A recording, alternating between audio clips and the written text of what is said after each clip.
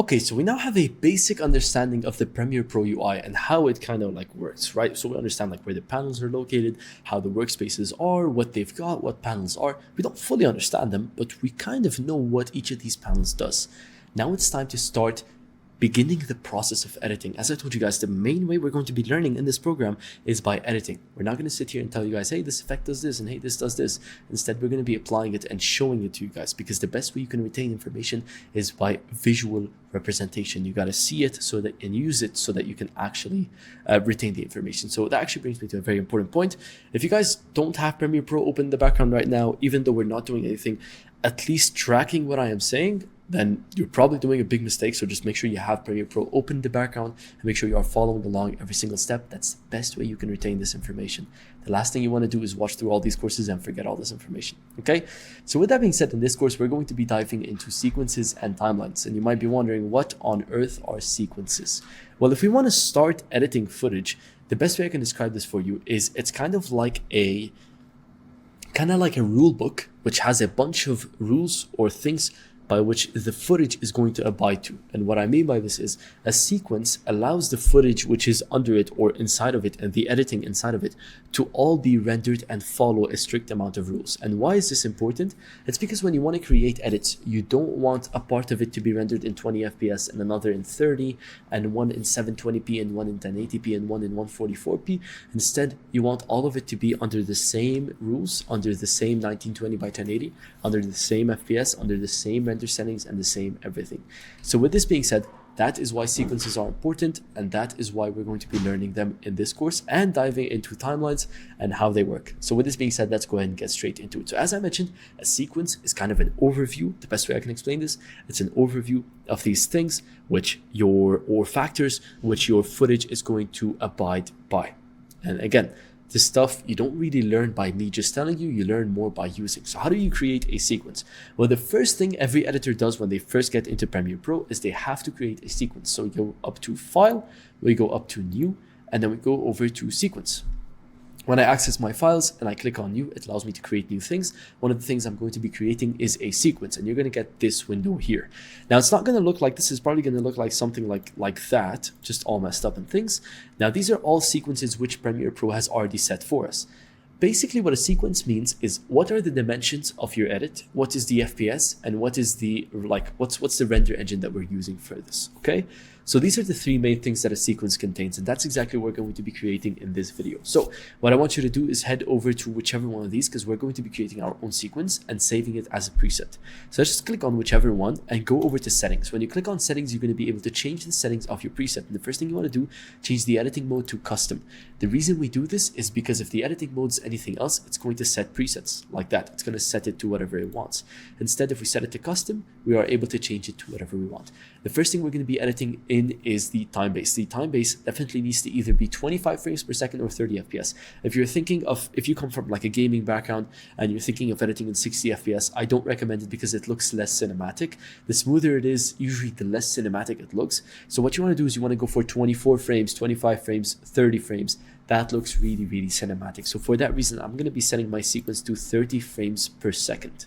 Let's talk about the frame size. The dimensions of our sequence, or how our edit is going to be, its dimensions, we don't want them 144p, we don't want them 720p, we want them to be 1080p. Or if you're editing in 4K, you would change this. And 1080p in pixels basically means 1920, so 1920, and 1080 on the vertical, which gives you, oops, for some reason that is messed up.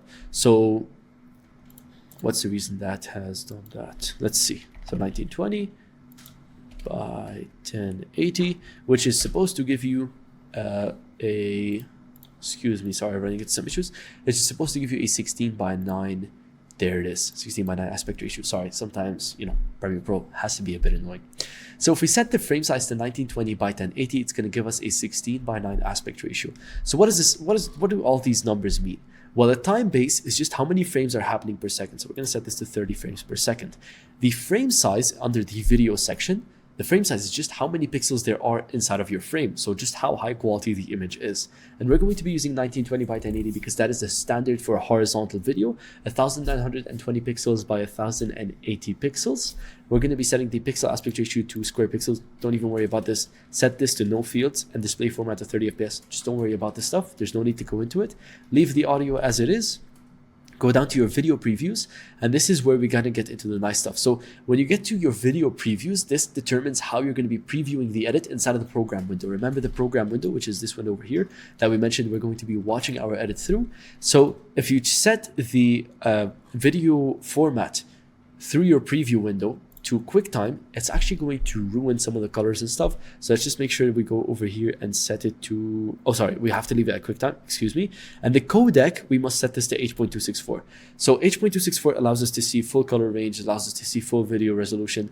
It just is a lot better for your preview. And if you are struggling with your PC and it is like finding it difficult to render, you can always change the preview resolution. So as I mentioned, like this is the video section, this determines your edit. This is the audio section, determines the audio, but the video preview has nothing to do with your edit. It just has to do with how you're previewing the video inside of Premiere Pro, and you can change the resolution for it in here. Let's set maximum bit depth and maximum render quality, and let's quickly go through the settings one more time to recap. Set your editing mode to custom so you can change things.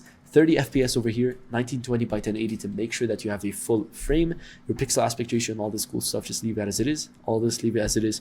This over here, make sure it changes to H.264. Some of you guys might not have H.264, so you could set it to whichever one set applies for you. So you could go for Apple, whatever it is, works for you guys. Some of you guys have MacBooks, so you can also go for that. Now, once you are satisfied with your settings, and I have confirmed, okay, my dimensions are 1920 by 1080, my FPS is 30, and my render or codec is H.264, all is positive, all is good. Let's go ahead and save this as a preset. So I'm going to click on Save Preset, and I'm going to call it YouTube. I'm just going to call it Horizontal 1080p. Okay, and when I call it Horizontal 1080p and click on Enter, it's going to save it under the custom folder. And now every time I open Premiere Pro and I go to create any sequence, if I go down to my custom, I can find it here, and I never have to worry about sequences again. There we go. We've already created our own first preset. So with this being said, our sequence is now going to contain all of our edits, and our edits are going to follow the 1920 by 1080 dimension, the 30 FPS frame rate, and the H.264 codec, which is all very, very good because it's going to mean our edit's going to be high quality, cinematic, and very, very accurate. So with this being said, the second part of this course is I also want to explain the timeline, which is this thing over here. How exactly does the timeline work? The timeline is kind of like the basis or fundamental of editing. It's almost everything that has to do with editing. Most of your editing is going to be done here. And the timeline is basically made up of a bunch of video layers and a bunch of audio layers separated by this big gray line. And I'm going to be showing you guys how you can use these. But what this whole thing means is the video layers host or hold whatever video you've dragged into them, and the audio layers hold whatever audio layer you've dragged into them. So if I dragged in a video that has both video, something you can watch, and audio sound to it, some parts of it are going to be in the video. So the video part of it, the actual footage, like the image I'm seeing on the screen, that's going to be in the video layer. And the audio part of it, the sound that I'm hearing, is going to be in the audio section of the timeline. And if you guys can see, the video section is the V1, V2, V3, and the audio section is A1, A2, A3, and A4. So this is kind of how your timeline works. You can also add tracks, say, do a bunch of things. Two things you need to know about your timeline is how you should maneuver around it. To make the vertical size bigger, you can use this slider here. And to make the horizontal size bigger or zoom in, you can use this slider here. Up top, you've also got your time. So this is at 00, this is at 0:30, this is at 01, right? So on and so forth. So you can basically use these to see what's the time at with your edit, okay? So yeah, that's kind of everything that there is to the timeline. Let's go ahead and drag in some footage and see what we can basically do with this. So we're going to click on our desktop, or you can click on just videos, and I'm going to drag in basically whichever video pops up in front of me, like this one over here. Obviously, when I drag it in, I have to import it into my project files, and so we drag it into here.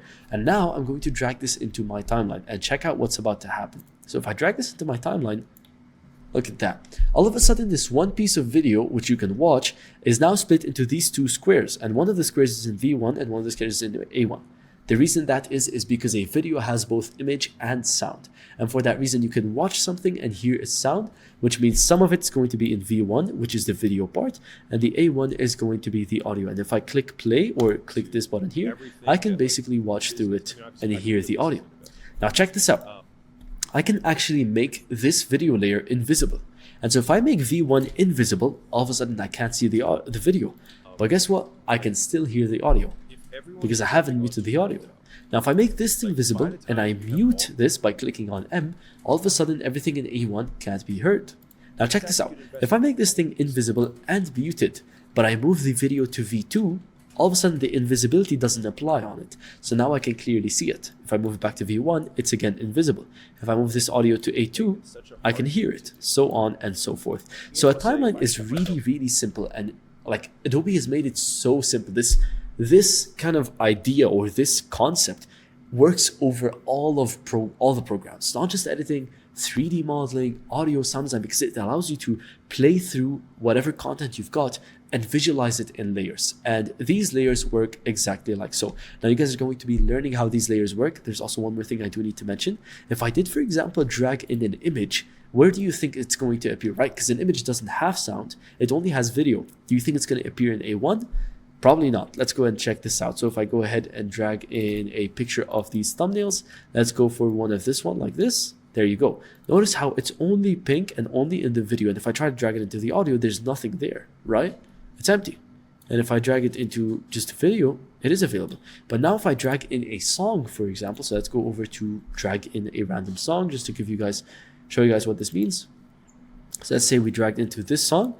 You can see it is visible in the audio layer, but as soon as I drag it up, it's invisible. So if I bring these back to my project panel, which they are already in my project panel because we already dragged them in. So let's go ahead and delete these. And let's go ahead and select both of these like this, and we can click on delete to delete them. Don't worry too much about this. I'll just show you how this whole thing works. But if I try to drag music into video, it doesn't work. Only if I drag it into audio. And if I try to drag video into music, it doesn't work. Only in video. We can undo all this by clicking Control Z, by the way. If you ever did something and you want to undo it, you can click on Control Z and keep undoing until you get to the point which you are satisfied with, which is an empty timeline. And this, ladies and gentlemen, is exactly how a timeline works. So now you understand what the Premiere Pro UI is like, how sequences work, and how a timeline works. It's finally time to dive into our next section. So the next part is, I've got my courses over here. The next part is the effect controls. And the reason we're going to be diving into our effect controls before anything else is because I first want you guys to grasp the concept of how our effect controls panel works and how it can change the variables of some footage.